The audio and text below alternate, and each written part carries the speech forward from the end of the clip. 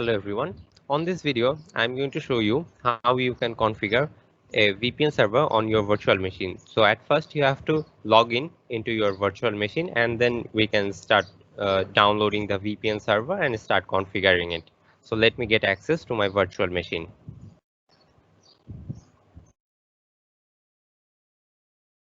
Okay, so I'm now inside my virtual machine. As I have already logged into that system, I'm not going to show you once again how to use the remote desktop connection to get access to your virtual machine. So after you have got yourself into your newly created virtual machine, you have to open an internet browser and then go to the address, or you can simply type in the address bar, SoftEther VPN server. So there you see the first link, which is www.softether.org.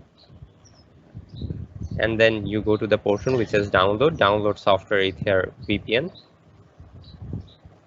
and then click on the download SoftEther VPN. You can notice that it says hosted by Windows Azure. So on this page you have to select component as SoftEther VPN server, select the platform as Windows, and just scroll down a bit. You see there is the link to download SoftEther VPN server, and the file size is 51 MB, so you can click on here to download the software. So I'm not going to download this thing because I have downloaded it earlier. So let me just go to the file. There goes the file. So now I have to install it.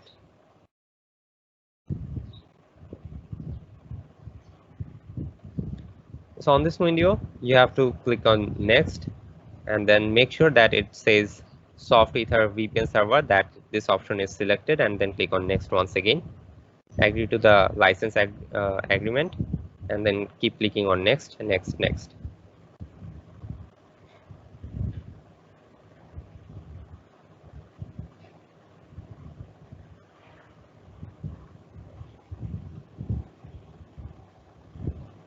Okay, so on this page you have to click on finish and it will automatically start the SoftEther VPN server manager. So on this page you have to make sure that this option is selected and click on connect. It will require you to set a new password. So let me set the password as 128.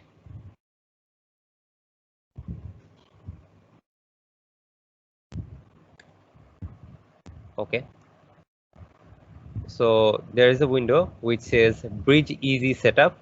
On this window you have to click on Remote Access VPN Server and click on Next. Press yes. It will require you to set a name. You can choose any of your name. I'm going to keep it as it is.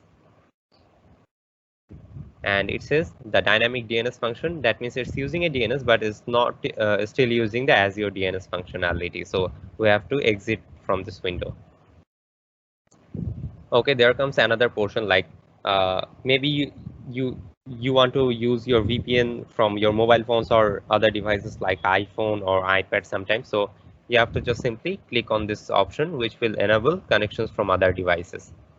And you can keep the things as usual, or there's a pre-shared key option which says specify it with around 8 ASCII characters and let all VPN users know. So let me replace it with something 8 characters, or let's say VPN 1 2 3 4 5. So that makes it 8 characters.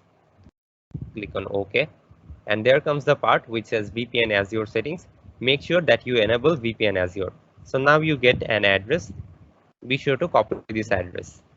Click on copy, and you can write it in a notepad. Okay, so I have copied this thing, and now click on OK.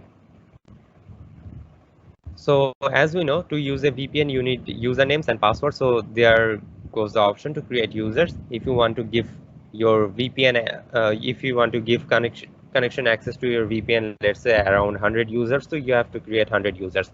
So I'm going to use it myself, so let me create my user, and you have to put in the password.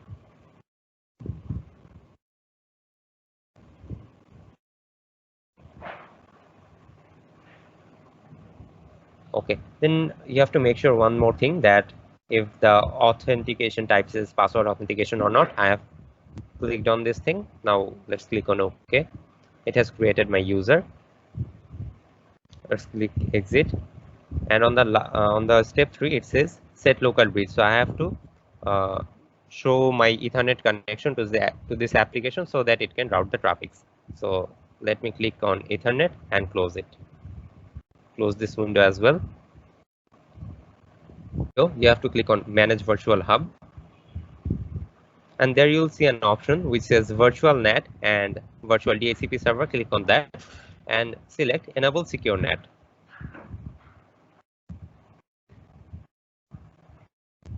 So that's it. Our virtual VPN server is configured, and now we just have to forward these ports and also disable the firewall of our system. So let me go to the control panel to disable the firewall. There you can see Windows Firewall, and from the left panel you will get an option to turn Windows Firewall on or off. I'm going to turn off both of them. So we are done here. So this is my VPN IP address. My username is this one and my password is this. So I will use this to connect to my VPN server. And there's only one more part remaining, that I have to forward these ports 443.992.1194 and 5555, and you have to notice that all of these ports are TCP. So let me forward these ports. So I am back into the Azure portal once again. Let me go to the virtual machines, and right now I have installed the VPN server in this virtual machine. So I have to forward ports in this virtual machine. So let me go ahead and go to the networking portion. So this is the page from where you can forward ports to your virtual machine. How to do that? You just simply click on add inbound port rule. In the destination port ranges, you have to type in the ports. That's the 443, and as we remember that the protocol was TCP. Let me change the name and click on add. So meanwhile it's adding the port 443. Let me add the remaining ones.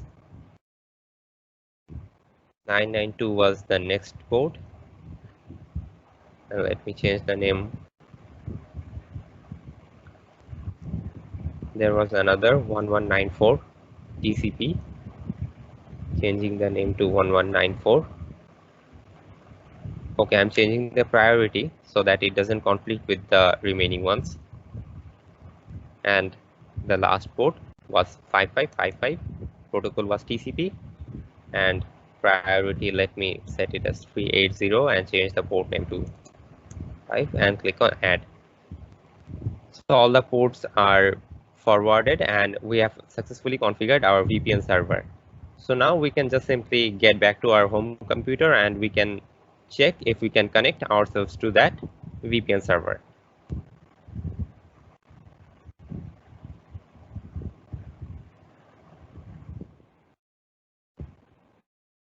Okay, so this is all the details about my VPN server. I will need these things to connect to this VPN server.